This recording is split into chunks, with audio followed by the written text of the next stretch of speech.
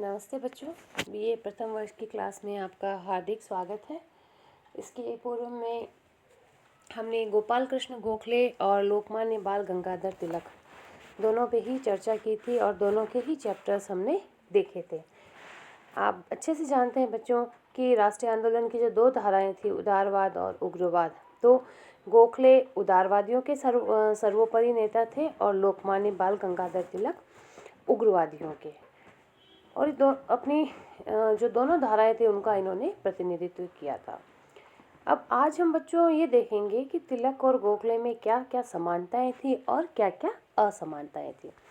तो देखिए बच्चों, जब हम बात करते हैं कि तिलक और गोखले में साम्यताएं और समानताओं की, तो जैसे हम भाई जगह से देखें जहाँ दोनों पैदा हुए थे, तो तिलक और गोखले दोनों के जीवन क्रम में बहुत अधिक समानता थी।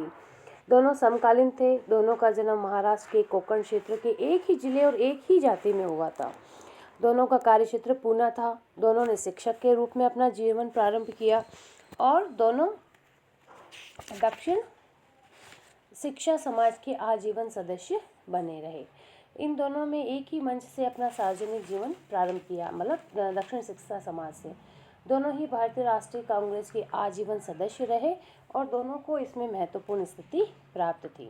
इन सबके अतिरिक्त दोनों में सबसे बड़ी समानता थी कि दोनों ने राष्ट्र की सेवा में अपना संपूर्ण जीवन समर्पित कर दिया और देश के लिए कष्ट उठाने में वे किसी से भी पीछे नहीं रहे। इसके अतिरिक्त देखिए बच्चों, असमानताएं भी हम करेंगे, लेकिन जो समानताओं की बात है, हमने उनके जीवन परिचय से रिलेटेड जो समानताएं थी अभी उन पर चर्चा की। तिलक और गोखले के राजनीतिक दृष्टिकोण में भले ही भेद था, लेकिन एक और बड़ी समानता थी कि दोनों ने राष्ट्र की सेवा में अपना जीवन अर्पित कर दिया था। एक अन्य महत्वपूर्ण तथ्य यह है कि समस्त वैचारिक भेद के बावजूद दोनों में एक दूसरे के प्रति गहरा सम्मान भाव था। जब गोखले कांग्रेस मंडल के सदस्य के रूप में 1905 में भारत की मांगों की शानदार वकालत करके लौटे, तो तिलक ने उनका भव्य स्वागत किया। जब तिलक को गोखले की मृत्यु का समाचार मिला, तो वे गोखले की शव यात्रा में तुरंत रवाना हो गए और उन्होंने उन्हें श्रद्धांजलि अर्पित करते हुए कहा कि भारत का रत्न, महाराष्ट्र का मोती और मजदूरों के राजा गोखले थे। दोनों एक दूसरे के प्रति गहरा आदर भाव रखते थे। गोखले ने तिलक के कारावास को कम कराने के लिए व्यक्तिगत रूप से बहुत अधिक प्रयास किए। यद्यपि इन अपीलों का कोई परिणाम नहीं निकला, लेकिन बहुत अधिक प्रयास किए गए। गोखले कहा करते थे कि वह एक तिलक यानी एक महान व्यक्ति है। उनकी स्वाभाविक प्रतिभा और सामर्थ्य प्रथम दर्जे की है और उन्होंने देश के लिए अपने आप को अर्पित कर दिया। ये तो बात हुई बच्चों समानताओं की, लेकिन आपको जान के आश्चर्य होगा कि समानताओं से ज़्यादा इन दोनों में असमानताएं थी। अब हम देखते हैं बच्चों क्या अंतर था, इनकी विचारधाराओं में क्या भेद था। तिलक और गोखले इन दोनों के जीवन क्रम में बहुत अधिक साम्यता थी, लेकिन इनके स्वभाव, चिंतन और दृष्टिकोण में बहुत अधिक अंतर था। अब सबसे पहले देखिए बच्चों, प्रेरणा स्रोत का अंतर। हमने यहाँ गोखले भी पढ़ा है बच्चों और तिलक भी पढ़ा है। तो मैंने जब पढ़ाया था तभी आपको बताया था कि तिलक जो है भारतीय संस्कृति से बहुत अधिक प्रभावित थे। वे वेद, उपनिषद, भगवद गीता, अतीत के उज्जवल इतिहास से प्रेरणा ग्रहण करते थे, जबकि गोखले पाश्चात्य विचारों में ढले हुए थे और उनका प्रेरणा स्रोत पश्चिम था। वे पाश्चात्य सभ्यता, संस्कृति और शिक्षा, इन सब के भक्त थे। दूसरा है बच्चों मूलभूत धारणा का भेद। ये भी हम अच्छे से पढ़ चुके हैं। ब्रिटिश साम्राज्य और अंग्रेजों की न्यायप्रियता के संबंध में इन दोनों में बहुत गहरा अंतर था। गोखले ब्रिटिश राज्य को भारत के लिए एक वरदान और ईश्वरीय कृपा का फल मानते थे। उनका विचार था कि भारत पर इंग्लैंड का शासन भारतीयों के हित में है और भारत को अंग्रेजों से बहुत कुछ सीखना है। और वे कहते भी थे कि ब्रिटिश सम्राट की जय जयकार करो, ब्रिटिश सम्राट के प्रति राजभक्ति की दुहाई देते थे और वे मानते थे कि ब्रिटेन का शासन है वो भारत के लिए बहुत अच्छा है। इसके बिल्कुल विपरीत तिलक कहते थे कि ब्रिटिश राज तो भारत के लिए अभिशाप है, जिसने भारत को तहस नहस करके रख दिया है। और वे कहते हैं कि साम्राज्यवाद का तो उद्देश्य ही देश का सामाजिक, आर्थिक, राजनीतिक शोषण करना है और ब्रिटिश साम्राज्यवाद ने भी यही काम किया है। गोखले को अंग्रेजों की न्याय भावना में जहाँ अडिग विश्वास था और वे कहते थे कि हम उन तक बात पहुँचाएंगे, जब उनको हम बात पता चल जाएगी कि हमारी ये प्रॉब्लम्स है तो वो उनको दूर करने का प्रयास ज़रूर करेंगे। लेकिन तिलक कहते थे कि ये गलत है। एक इतिहास में एक भी ऐसा उदाहरण नहीं है जहाँ यूँ लगे कि एक राष्ट्र ने दूसरे राष्ट्र को स्वेच्छा से सत्ता सौंप दी हो। तो दोनों में बहुत अधिक अंतर था। एक के लिए ब्रिटिश साम्राज्य वरदान था तो दूसरे के लिए अभिशाप। तीसरा, लक्ष्य का देखिए बच्चों, बहुत महत्वपूर्ण भेद था। मैंने आपको गोखले के राजनीतिक चिंतन को भी स्पष्ट किया और मैंने तिलक की स्वराज्य संबंधी अवधारणा को भी आपको स्पष्ट किया था।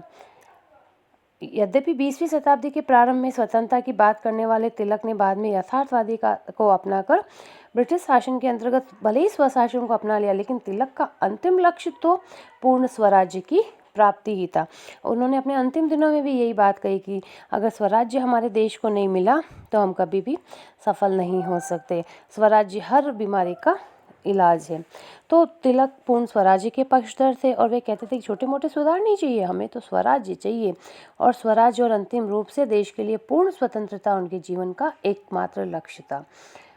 जबकि जो उदारवादी थे, गोखले थे, उन्होंने देश के लिए स्वशासन को कांग्रेस का लक्ष्य घोषित किया था। स्वशासन मतलब ब्रिटिश शासन के अंदर ही स्वशासन चाहते थे, लेकिन वे जीवन पर्यंत प्रशासनिक सुधारों से आगे बढ़ने का कार्य नहीं कर पाए। इसके अति बच्चों नेक्स्ट भेद है साधनों का भेद। लक्ष्य की तुलना में तिलक और गोखले में साधनों का भेद बहुत अधिक महत्वपूर्ण था। मैंने आपको गोखले जब कराया था बच्चों, तब मैंने बताया था कि उनके साधन थे प्रतिनिधि मंडल, ज्ञापन और अपनी बात ब्रिटिश शासन तक पहुंचाना। तो प्रार्थना पत्र, याचिका, प्रतिनिधि मंडल, ये इनकी पद्धति थी। गोखले ने स्वदेशी को अपनाने की बात कही, लेकिन बहिष्कार के लिए उन्होंने मना किया। वे स्वदेशी को केवल एक आर्थिक साधन के रूप में अपनाते थे, राजनीतिक शस्त्र के रूप में नहीं। तो इसका आशय है कि वे स्वदेशी के तार्किक निष्कर्ष तक ले जाने के लिए तैयार नहीं थे। इसके विपरीत हमने तिलक के बच्चों जब स्वराज्य देखा था तो मैंने आपको स्वराज प्राप्ति के साधन बताए थे, स्वदेशी, बहिष्कार और राष्ट्रीय शिक्षा। तो उन्होंने तो कहा कि बहिष्कार से आशय केवल विदेशी माल नहीं, वरन इससे आगे बढ़कर विदेशी शासन के बहिष्कार से था। और तिलक ने बहिष्कार के निष्क्रिय प्रतिरोध या गांधी के असहयोग आंदोलन की ध्वनि मिलती है।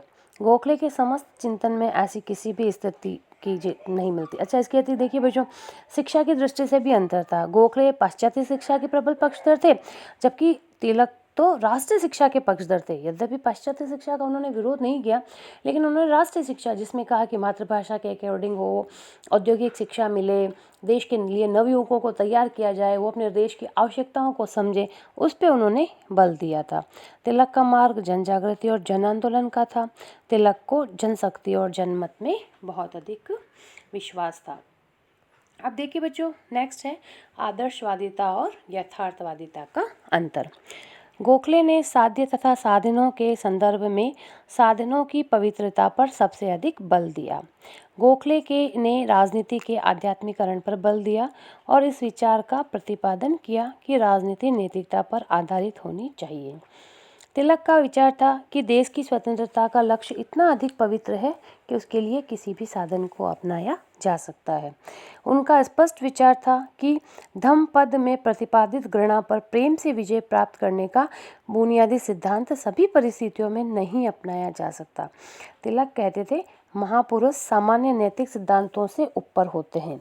वस्तुतः तिलक ने बाहरी आचरण को कभी भी महत्व नहीं दिया, वे तो संकल्पों की शुद्धता का महत्व देते थे। महात्मा गांधी ने इस प्रसंग में गोखले की विचारधारा के अनुयायी थे और तिलक और गांधी के बीच सबसे बहुत महत्वपूर्ण अंतर यही था। आपको पता होगा बच्चों कि गांधी जी के गुरु गोपाल कृष्ण गोखले थे। तो जो राजनीति के आध्यात्मिकरण की जो अवधारणा थी वो गोखले से ही गांधी जी ने ग्रहण की।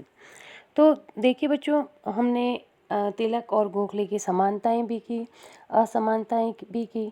जो भेद आपके उदारवादी विचारधारा और उग्रवादी विचारधारा में है, हमने आपने पूर्व में यहाँ सेकेंड ईयर में पढ़ेंगे हम भारतीय राज्य व्यवस्था, फ्रीडम मूवमेंट। लेकिन आपने अपने पूर्व की क्लासों में जब फ्रीडम मूवमेंट पढ़ा होगा, भारत का स्वतंत्रता आंदोलन पढ़ा होगा, तब आपने उदारवादी और उग्रवादी जो विचारधाराओं को अच्छे से पढ़ा होगा। तो जो अंतर उदारवादी और उग्रवादी विचारधारा में है, वो ही अंतर इनके जो नेता हैं उनकी विचारधाराओं में है। तो आपको कहीं भी सोचने की ज़रूरत नहीं है। आप इसकी विचारधाराओं को, अगर उदारवादी उग्रवादी विचारधाराओं को आप अच्छे से समझ लेंगे तो इन दोनों में अंतर भी आपको बहुत अच्छे से समझ में आ जाएगा।